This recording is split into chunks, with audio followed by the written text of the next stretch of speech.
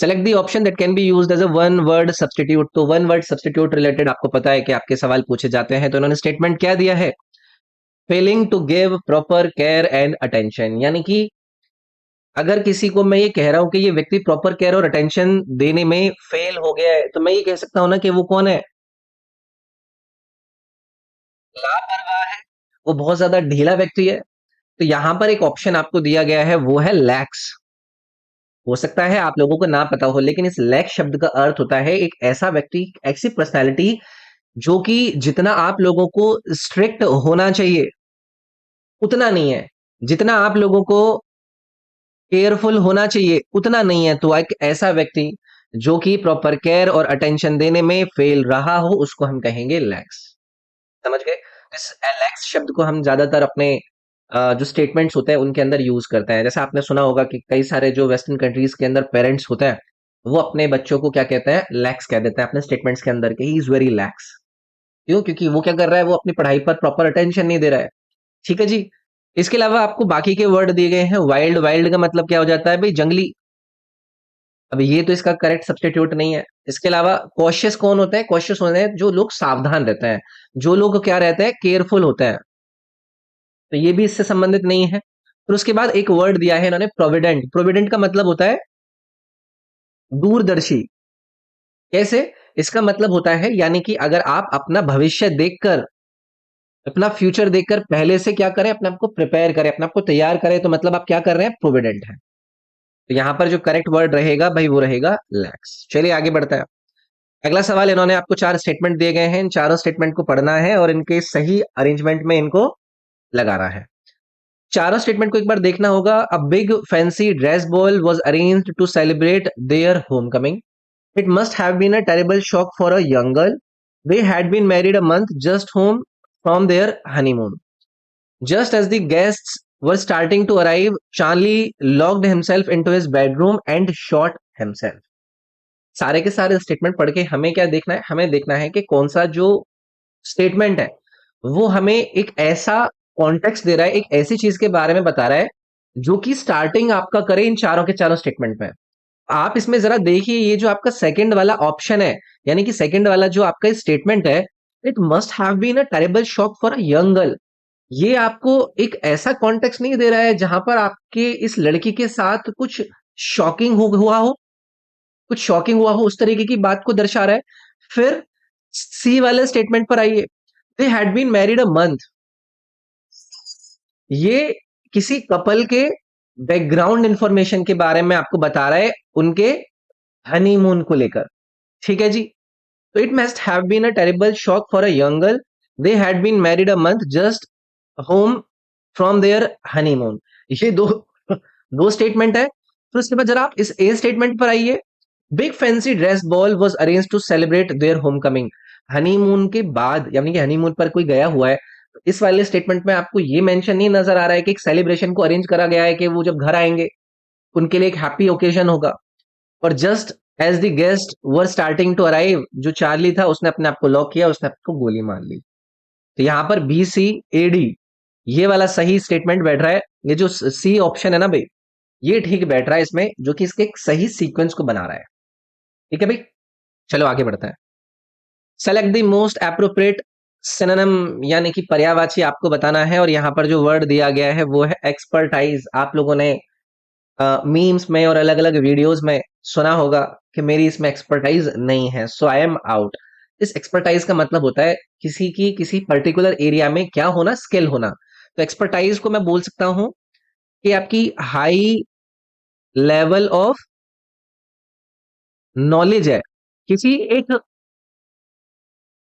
Particular area में, मतलब आप उसके क्या है? विशेषज्ञ हैं। तो मैं ये बोल सकता हूं विशेषज्ञता, इसको हम कहते हैं एक्सपर्टाइज।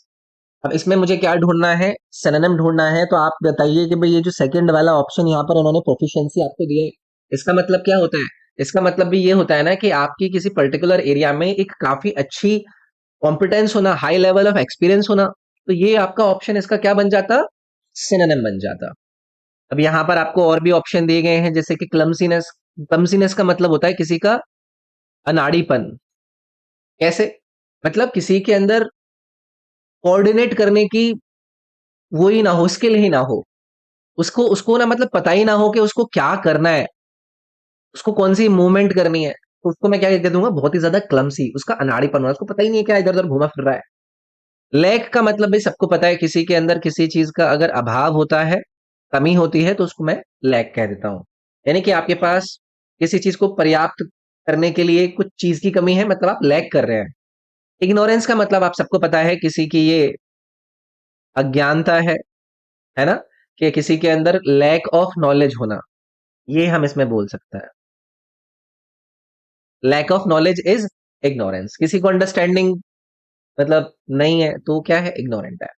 ठीक है भाई, चलिए अगली तरफ बढ़ते हैं। इन्होंने पूछा है कि in the following sentence four word are underlined. Underlined इन्होंने मतलब ये ए बी सी डी ऐसे करके है। आपको बताना है कि कौन सा इनमें से ऐसा एबीसीडी में से आपका स्टेटमेंट है जिसमें आपको कोई चीज इनकरेक्टली स्पेल्ड नजर आ रही है। I took out a water tumbler for a drink but found the water in the metal container had frozen so I couldn't quench. आप लोग मुझे बताइए, ये जो क्वेंच वर्ड यहाँ पर दिया गया है, ये करेक्ट स्पेलिंग है? क्वेंच होता है या फिर क्वेंच होता है? CQUENCH। तो ये जो सी वाला स्टेटमेंट था ना भाई, इसमें गलत स्पेलिंग दी गई थी, और यही लोगों ने आप लोगों से पूछा था। ठीक है, वो बाकी के इन्होंने जो दिए वो करेक्ट है। आगे बढ़ता है। Select the option that expresses the given sentence in passive voice. Active passive वाला स्टेटमेंट आपको पता है, he must deliver pizza. Statement आप लोगों को पता चल गया। तो देखो, पैसिव वॉइस के अंदर जो ऑब्जेक्ट होता है आपके सेंटेंस का, वो क्या बन जाता है, सब्जेक्ट बन जाता है। तो यहां से इस पिज्जा को क्या लेकर जाऊंगा, मैं आगे लेकर जाऊंगा, और ये जो मस्ट इन्होंने यहाँ पर दिया है, ये सेम रहेगा पैसिव वॉइस के अंदर। उसके बाद ये जो डिलीवर वाला इन्होंने मेन वर्ब दिया है, ये किस में हो जाएगा, आपका पास्ट पार्टिसिपल में कन्वर्ट हो जाएगा। और फिर उसके बाद ही जो है, ही किस में कन्वर्ट हो जाएगा, आपका बाई हिम में। तो करेक्ट क्या बनेगा, pizza must be delivered by him, यानी कि बी वाला जो ऑप्शन है वो इसमें करेक्ट हो जाएगा। आसान होता है ये तो। फिर सही है आपका स्टेटमेंट फॉर्मेशन वाला एक सवाल आ गया। An open mind seek it with for personal growth and development, knowledge is a powerful tool. सभी को पता है कि भाई आप यहाँ पर अपना ये जो आर वाला स्टेटमेंट है, इससे शुरू करने वाले हैं कि भाई knowledge is a powerful tool for personal growth and development, seek it with an open mind. यानी कि जो नॉलेज है भैया, वो काफी पावरफुल टूल है आपकी पर्सनल ग्रोथ और डेवलपमेंट के लिए। आप इसको प्राप्त करें एक ओपन माइंड से। तो ये ROQP यानी कि ये जो आपका डी वाला ऑप्शन था ना भाई, ये करेक्ट हो जाता आपका। ठीक है। एप्रोप्रिएट सिनोनिम आपको बताना है, जिसे आप इस ब्लैंक के अंदर फिल कर पाएंगे। क्रक्स इन्होंने आप लोगों को वर्ड दिया है। क्रक्स का मतलब क्या होता है? क्रक्स बहुत ज्यादा आप लोगों ने सुना होगा कि भाई इस चीज का क्रक्स ये निकलता है ना। अगर किसी भी आर्ग्यूमेंट का मैं क्रक्स निकालता हूं, मतलब उस आर्ग्यूमेंट का मैंने क्या निकाला है, एक सबसे इंपॉर्टेंट भाग निकाला है, यानी कि सबसे ज्यादा जो उससे बात निकलती है, उसका एसेंस निकला है। एसेंस का मतलब क्या हो जाता है, एक ऐसी चीज, एक ऐसी क्वालिटी जो कि किसी भी बात से आपकी निकल कर आ रही है। तो एसेंस मतलब किसी भी चीज का एक ऐसा नेचर होना, एक ऐसी क्वालिटी होना जो कि उसके बारे में आपको जानकारी दे रही है। क्रक्स आपका एसेंस बनता। तो इनका क्रक्स का जो सिनोनिम यहाँ पर सेट बैठेगा, वो एसेंस यानी कि विकल्प नंबर 1 ही बैठेगा। फिर उसके बाद यहाँ पर एक वर्ड दिया गया है एटिकेट। इसकी स्पेलिंग देख लीजिएगा। सभी को पता है इसको हम हिंदी में क्या कह देते हैं, शिष्टाचार कहते नहीं है, इसके एटिकेट्स थोड़े से सुधारने पड़ेंगे। इसका मतलब होता है कि सोसाइटी के अंदर आप किस तरीके से अपना बिहेव रख रहे हैं, आपका कस्टमरी कोड कैसा है, तो उसको हम कहते हैं एटिकेट। इसकी स्पेलिंग देख लीजिएगा, ठीक है, ये पूछ ली जाती है। फिर उन्होंने वर्ड दिया है प्रपोजल। प्रपोजल का मतलब क्या होता है, आपका एक प्लान ऑफ सजेशन, कि आप क्या सजेस्ट कर रहे हैं, उसकी प्लानिंग, कि भाई ये मैं प्रपोजल लेके आया, उस प्रपोजल के अंदर क्या होगा, आप जो भी प्लान कर रहे हैं उसका एक प्रॉपर आपने सजेशन दिया होगा। ड्राफ्ट मतलब हिंदी में क्या होता है, आपने सुना होगा, इसको मसौदा कह देता है ना। मतलब एक लिखित कार्य का जो सबसे शुरुआती वाला कार्य होता है, यानी कि एक प्रिली प्रिलिनी परी जो वर्क होता है, अ, लिख देते हैं इसको पूरा, लिख देते हैं, प्रिलिमिनरी जो वर्क होता है उसको हम ड्राफ्ट कहते हैं, है ना। कोई भी लिखित कार्य जो आप कर रहे हो, तो यहाँ पर आपका इन्होंने क्रक्स का ऐसा वो पूछा था सिनोनिम, वो एसेंस बन जाता। अगला सवाल इन्होंने पूछा है select the most appropriate antonym of the underline word. यहाँ पर इन्होंने आपको एक स्टेटमेंट दिया है। अब इन्होंने पूछा है इस वाले वर्ड का एंटोनिम क्या होगा। वे सक्सेस मतलब क्या होती है, सफलता। आपने कोई चीज क्या कर ली हो, अकम्प्लिश कर ली हो, प्राप्त कर ली हो, आपका जो एम था वो आपने प्राप्त कर लिया, जिस भी पर्पज को लेकर आपका एम था, तो मतलब आपने क्या प्राप्त करी, सक्सेस प्राप्त करी। इसका एंटोनिम यानी कि क्या हो जाएगा, असफल। असफल को लेकर यहाँ पर एक वर्ड दिया गया है फेलियर, तो ऑप्शन नंबर 1 करेक्ट हो जाता है, इसमें कुछ भी नहीं था। ऑप्शन नंबर बी में इन्होंने दिया है सेंसेशन। सेंसेशन का मतलब क्या होता है, संवेदना। मतलब एक ऐसी फिजिकल फीलिंग, एक ऐसी फिजिकल फीलिंग जहां पर आप ना कोई चीज होने के बारे में पता लगा रहे हैं, कि आपका जो कांटेक्ट हुआ उससे आपको उस होने वाली चीज के बारे में पता लग गया, तो वो क्या होती है आपकी सेंसेशन। आप संवेदन फील करते हैं, आपको संवेदना होती है। विक्ट्री का मतलब सभी को पता है, आप अगर विजय प्राप्त करते हैं तो मतलब आपने विक्ट्री प्राप्त करी है। एक ऐसा एक्ट जहां पर आपने एनिमी को क्या कर दिया, डिफीट कर दिया है, आपने अपने बैटल को जीत लिया है, आपने किसी किसी कॉम्पिटिशन को जीत लिया है, तो आपको क्या मिल गई है, विक्ट्री मिल गई है। फिर एक वर्ड दिया गया है भाई यहाँ पर अप्लुएंस। अप्लुएंस का मतलब होता है जब आपके पास बहुत ज्यादा क्या हो जाए, वेल्थ हो जाए, आप बहुत ज्यादा लग्जीरियस हो जाए, लग्जीरियसनेस आपके पास बहुत ज्यादा हो, तो आपके पास क्या है, ऑप्लुएंस है, प्रचुरता है। ठीक है, आगे आएंगे, अगला सवाल देखेंगे। Select the most appropriate option to substitute the underline segment in the given sentence. Underline segment कौन सा है? अब देखो, she believed she had been blamed for the mistakes of the others for what happened. अब इसमें क्या है ना, अंडरलाइंड शब्द इन्होंने यहाँ पर मेंशन नहीं कर पाए हो, लेकिन स्टेटमेंट के अंदर आप अगर ध्यान से देखेंगे और विकल्प की तरफ देखेंगे तो शी बिलीव्ड, उसने ऐसा माना कि she had been blamed for the mistakes of others. She had been blamed for the mistake of others, तो आप मुझे बताइए कि किसी और की गलतियों की वजह से अगर आपको ब्लेम करें, तो मतलब आप कहावत कौन सी सुनते हैं, बलि का बकरा बनाया जा रहा है ना आपको, तो ये मेड अ स्केपगोट वाला जो ऑप्शन है वो सही सब्स्टिट्यूट होता ना यहाँ पर। तो अगर किसी की मिस्टेक्स के लिए या फिर किसी की रॉन्ग डूइंग्स के लिए आपको क्या करा जाए, ब्लेम किया जाए, किसी के फॉल्ट्स के लिए आपको ब्लेम किया जाए, तो मतलब आपको बलि का बकरा बनाया जा रहा है, यानी कि आपको मेड अ स्केपगोट वाला ऑप्शन चूज करना होगा। ठीक है, चलिए आगे आएंगे। अगला सवाल है select the most appropriate synonym. Synonym बताना है आपके वर्ड के अंदर, वो दिया गया है आपका अ, यार अंडरलाइन वर्ड इसमें इन्होंने पता नहीं कौन सा ये करना चाह रहा है, वो मैं मेंशन ही नहीं कर पाया हूँ। अच्छा चलो, his eloquent speech always persuades people to work for their betterment. यानी कि जो उसकी एलोक्वेंट स्पीच होती है वो क्या करती है, दूसरे लोगों को क्या कर लेती है, परसुएड कर लेती है। अब इन मैं यहाँ पर बोल्ड पता नहीं कौन से वर्ड का पूछ रहा है, एक बार चलो ऑप्शन पहले एक बार देख लेते हैं, फिर समझ में आ जाएगा कि किसके बारे में बात कर रहे थे। एक वर्ड दिया गया है आपको आर्टिकुलेट। आर्टिकुलेट का मतलब क्या होता है, जब आप आपकी जो एबिलिटी होती है, आपकी जो काबिलियत होती है क्या करने की, बोलने की, एक फ्लुएंट तरीके से, एक बहुत ही अच्छे तरीके से, तो उसको हम क्या कहते हैं कि आप अच्छा आर्टिकुलेट कर रहे हैं। आपने किसी भी बात को बहुत अच्छे से रख लिया, मतलब आपने उस चीज को क्या किया, आर्टिकुलेट बहुत अच्छे से किया, तो मतलब कोई स्पष्ट बोलने वाला, ऐसे बोल सकता हूं, स्पष्ट बोलने वाला, ये आर्टिकुलेट वर्ड आपके यहां पर बनेगा। इस स्टेटमेंट को देखते हैं, जो उन्होंने स्टेटमेंट बोला है, his eloquent speech shows persuade people, आ गया ना, परसुएड पीपल, तो इसका मतलब क्या है, उसकी जो एलोक्वेंट स्पीच थी उसने यही तो आपको शो किया है कि उसने अपनी थॉट्स को बहुत ही क्लियरली और इफेक्टिवली क्या किया है, शो किया है। एलोक्वेंट स्पीच का मतलब आपने निकाल लिया। अब अगर वेग शब्द को मैं यहां से लेकर आऊंगा तो ये क्या बोल रहा है, अस्पष्ट बात, है ना, ये अस्पष्ट शब्द होता है। इनआर्टिकुलेट का मतलब होता है कोई चीज जो असंगत होती है, इधर उधर की बात वाली जो होती है, मतलब वो अपनी थॉट को अगर आप अच्छे से आर्टिकुलेट नहीं कर पा रहे हो, एक्सप्रेस नहीं कर पा रहे हो, मतलब वो क्या है, इनआर्टिकुलेट है। शॉर्ट मतलब कोई चीज छोटी होती है। अब इन्होंने कौन से वर्ड को सिनोनिम बोला था, तो ये जो परसुएड है ना, ये मेरे को लग रहा है परसुएड वाला ऑप्शन है, ये यहाँ पर पूछना चाह रहे होंगे, जिसमें आर्टिकुलेट वाला जो ऑप्शन है वो सिनोनिम के रूप में सटीक बैठ जाता है ना। चलिए आगे बढ़ता है।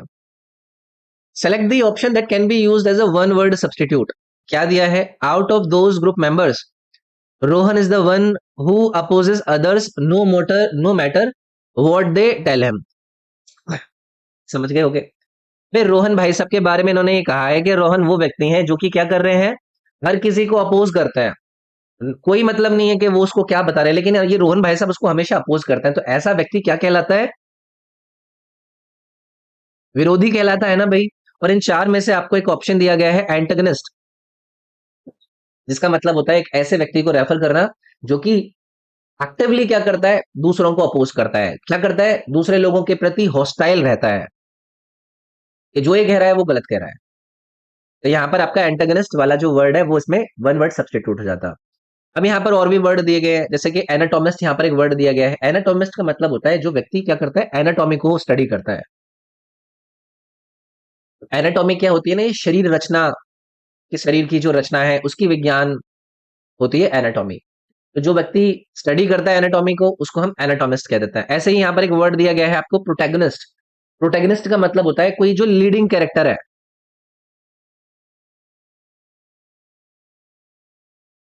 कोई मुख्य जो पात्र है किसी ड्रामा के अंदर, किसी मूवी के अंदर, उसको हम प्रोटैगनिस्ट बोलते हैं। एक वर्ड यहाँ पर दिया गया है आपको एगनिस्ट। एगनिस्ट का मतलब होता है एक ऐसा व्यक्ति जो कि कॉन्टेस्ट कर रहा है, जो व्यक्ति कॉन्फ्लिक्ट कर रहा है, मतलब लड़ाइयां वगैरह कर रहा है, जो व्यक्ति स्ट्रगल कर रहा है, उसको हम एगनिस्ट कह देते हैं। मतलब उसमें एंगेज्ड हो, उसमें लिप्त हो, वो एगोनिस्ट हो जाता है। तो यहाँ पर एंटागनिस्ट वाला जो वर्ड है वो आपका करेक्ट बनेगा भाई। एक ऐसा व्यक्ति जो कि हमेशा क्या करता है, अपोज करता है। ठीक है, तो ये आपका यहाँ पर वर्ड रहेंगे। चलिए आगे बढ़ते हैं। Select the correctly spelled word to fill in the blank is. Blank में आपको इन चार में से भरना है। All the chefs in the world are famous because of their skills. किस प्रकार की स्किल्स होती हैं भाई? अगर आपको पता है कि आपकी स्किल को लेकर कौन सा वर्ड आप बोलेंगे, तो यहाँ पर ना एक वर्ड दिया गया है। वो वर्ड का मतलब होता है जब आप किचन के अंदर या कुकिंग के अंदर अपनी प्रैक्टिस के अंदर ना बहुत ज्यादा अच्छे हो, आप ना, आपकी कला बहुत अच्छी हो कुकिंग वगैरह के अंदर, तो ये वर्ड दिया गया है आपको कुलिनरी। ये वर्ड आपका यहाँ पर सही बैठेगा। तो ये कुलिनरी जो शब्द है ना, ये एक एडजेक्टिव है जो कि किचन के अंदर कुकिंग में आपकी जो पाक कला है उससे संबंधित है। ठीक है, इसके अगर मैं इसका पर्यायवाची अगर आप लोगों से बोलूं तो आप बोलोगे गैस्ट्रोनॉमिक। मैं यहाँ पर एक वर्ड लिख देता हूँ, गैस्ट्रोनॉमिक।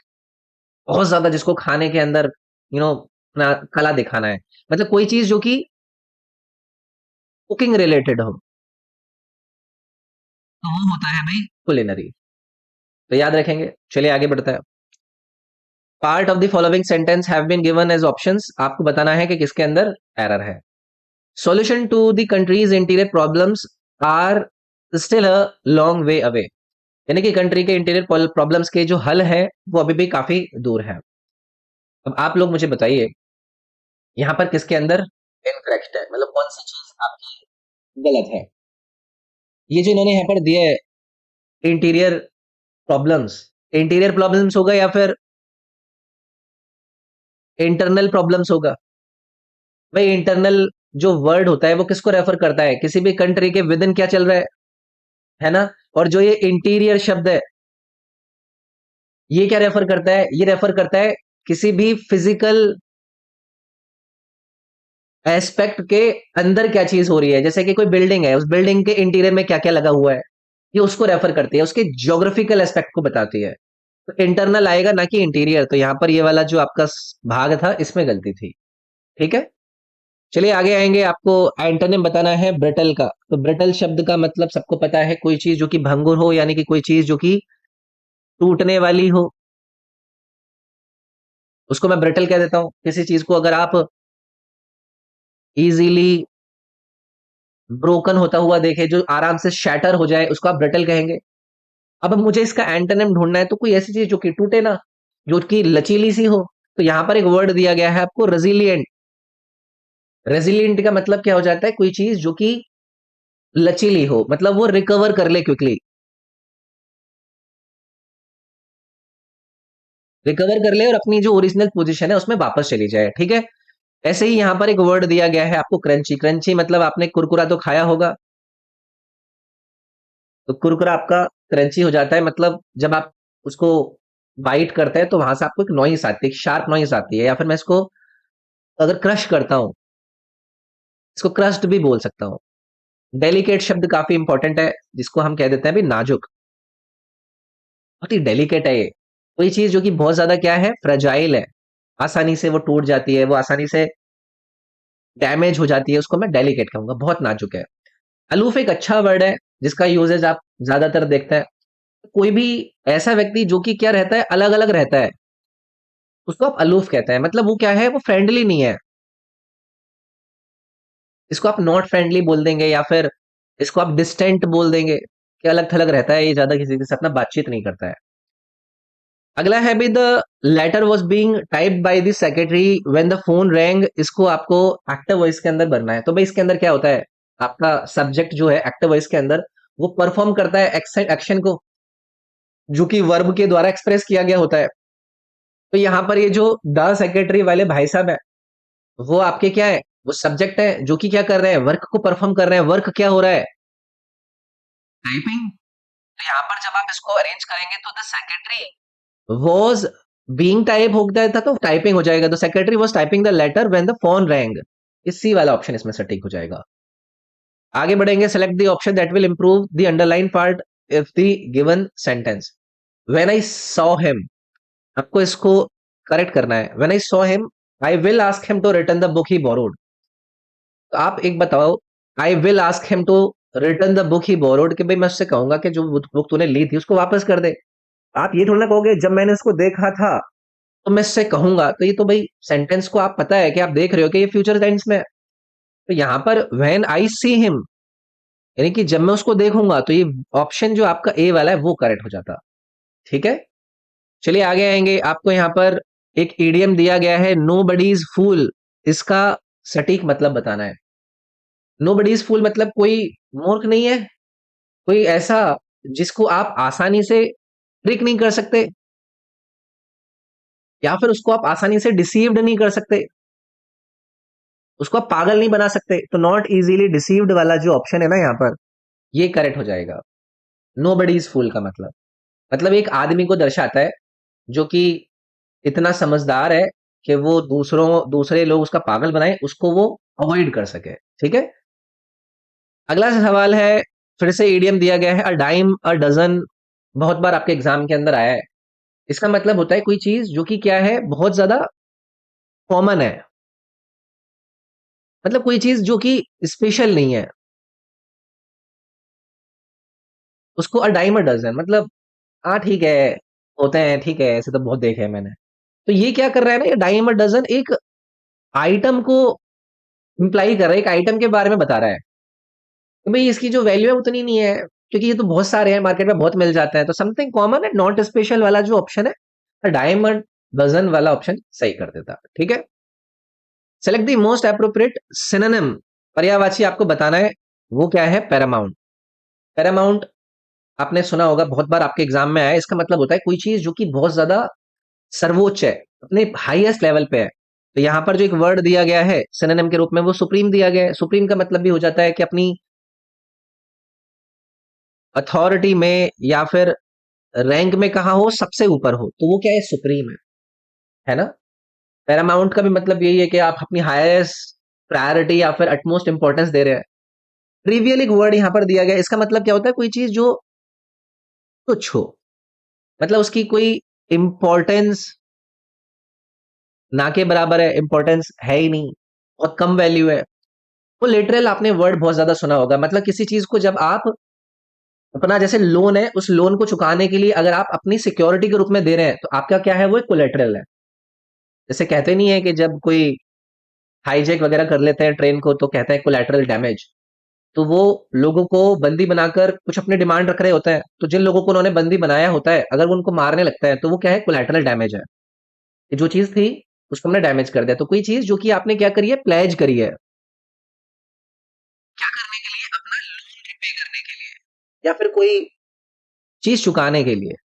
ठीक है, इंफीरियर का मतलब सबको पता है, कोई जो निम्न है, मतलब रैंक उसकी कम है, उसका स्टेटस कम है, उसकी क्वालिटी छोटी है, तो उसको मैं इंफीरियर कहूंगा।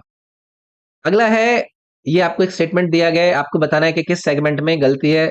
दे secret decided to leave the town. तो सीक्रेट आएगा या सीक्रेटली आएगा? दिस सीक्रेटली आता ना, this secretly decided to leave the town. तो इस वाले ऑप्शन में गलती हो जाती है भाई, सीक्रेटली मतलब चुपचाप निकल रहे हैं, सीक्रेट थोड़े ना इसमें आपका आएगा, ठीक है ना। तो एडवर्ब होगा ना यहाँ पर जो कि वर्ब को क्वालिफाई करेगा, तो सीक्रेटली वाला आता है यहाँ पर।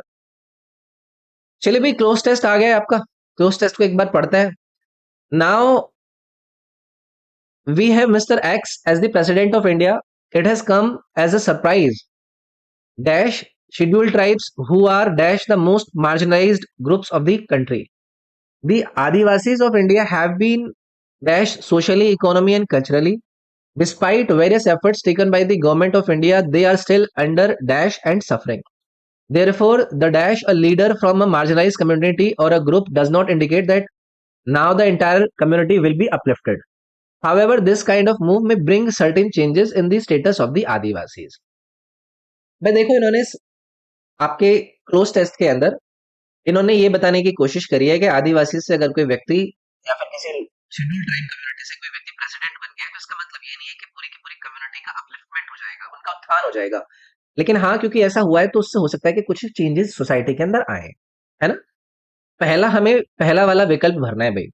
Now we have mister X as the president of India, is has come as a surprise, यहाँ पर डैश है schedule tribes at of in और to.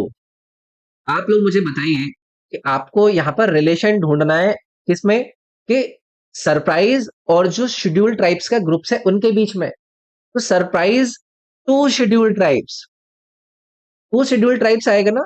It has come to a surprise to schedule tribes, क्योंकि schedule tribes के लिए वो surprise है कि एक व्यक्ति इनकी कम्युनिटी से प्रेसिडेंट बन गया है ना। तो अ सरप्राइज टू समवन, ये एक सही ग्रामेटिकल कंस्ट्रक्शन होता है ना, तो यहाँ पर टू आएगा, यानी कि ये वाला जो आपका विकल्प डी था वो करेक्ट हो जाता। ठीक है, अच्छा जी, पहला हमने फिल कर दिया है, तो यहां पर हम भर देते हैं भाई to. It has come as a surprise to scheduled tribes who are the most marginalised groups of the country. अब इस पैसेज के अंदर आपको क्या पता चल रहा है, शेड्यूल्ड ट्राइब्स की जो पोजीशन है हमारे देश के अंदर, उसकी पोजीशन के बारे में हाईलाइट कर रहा है। हमारे देश के अंदर मार्जिनलाइज ग्रुप की जो हालत है उसको बता रहा है। तो आप इन चार में से ढूंढो, देयरफॉर थ्रो अमंग या ऑन टू। भाई इसमें से एक ऐसा वर्ड आएगा ना जो कि ये बताएगा कि ये जो आपका ग्रुप है वो एक देश के अंदर एक कैटेगरी है, इसकी शेड्यूल ट्राइब्स की। तो यहां पर अमंग वाला ऑप्शन सही नहीं आएगा। Who are among the most marginalised groups of the country, है कि नहीं। अमंग वाला ऑप्शन यहां पर आएगा जो कि हमारे देश के अंदर जो मार्जिनलाइज्ड ग्रुप्स हैं उसमें से शेड्यूल ट्राइब्स को एक निकाल कर बता रहे हैं। ठीक है जी, चलिए आगे आता है। तो यहां पर आपका हु आ गया, यहां पर आपका अमंग आ गया। The Adivasis of India have been socially, economy and culturally। तो ये पैसेज क्या डिस्कस कर रहा था, जो आदिवासीज हैं उनके बारे में बता रहा है ना कि उनको डिसएडवांटेज रहा है सोशली, इकोनॉमिकली, कल्चरली, उनको डिसएडवांटेज इसमें दिखाया जा रहा है। तो Adivasis of India have been marginalised socially, economically and culturally. Marginalised सबसे अच्छा इसमें वर्ड सेट होगा, क्योंकि इसका मतलब ये होता है कि आप एक ऐसे दायरे तक पुश कर दिए जा चुके हैं जहां पर आपको इक्वल अपॉर्चुनिटीज नहीं दी जा रही हैं। तो ये आदिवासीज ऑफ इंडिया को क्या कर दिया गया, मार्जिनलाइज कर दिया गया, अलग कर दिया गया सोशली, इकोनॉमिकली एंड कल्चरली। तो मार्जिनलाइज वाला ऑप्शन इसमें सटीक बैठता। चलिए आगे आएंगे। Despite various efforts taken by the government of India, they are still under and suffering. तो ये जो स्टेटमेंट है वो क्या डिस्कस कर रहा है, एक सोशियो इकोनॉमिक चैलेंज जो कि आदिवासी फेस कर रहे हैं उसके बारे में डिस्कशन कर रहा है। One of the most marginalised जो कम्युनिटी है हमारे देश के अंदर आदिवासी, उनके बारे में डिस्कस कर रहा है। तो इन चार में आप देखिए जरा, अबंडेंस, रिवर, पॉवर्टी और फॉरेस्ट। तो जो सबसे सटीक नाउन यहाँ पर इंडिकेट करेगी इस कंडीशन को, जो कि सोशियो इकोनॉमिक स्ट्रगल को आप लोगों को रिफ्लेक्ट करेगी, वो क्या पॉवर्टी नहीं होगी। They are still under poverty and suffering, तो ये वाला ऑप्शन इसमें आ जाएगा। चलिए, therefore the what a leader from marginalise, तो ये पैसेज हमें क्या बता रहा है कि सिर्फ इसलिए कि एक लीडर मार्जिनलाइज्ड कम्युनिटी से या फिर एक ग्रुप से प्रमोट हो गया, इसका मतलब ये नहीं है कि कम्युनिटी भी अपने आप में क्या हो जाएगी, एज अ होल ग्रो कर जाएगी। तो यहां पर elevation of, rejection of, president of, exclusion of, therefore the elevation of a leader, यानी कि लीडर का उठकर आना, इसका मतलब क्या हो जाएगा, किसी का उठकर आना, किसी का लिफ्ट होना, एक हायर पोजीशन पर आना, एक हायर स्टेटस पर आना। तो elevation of a leader from marginalised community और group does not indicate that how now the entire country will be uplifted. A वाला ऑप्शन इसमें सटीक बैठ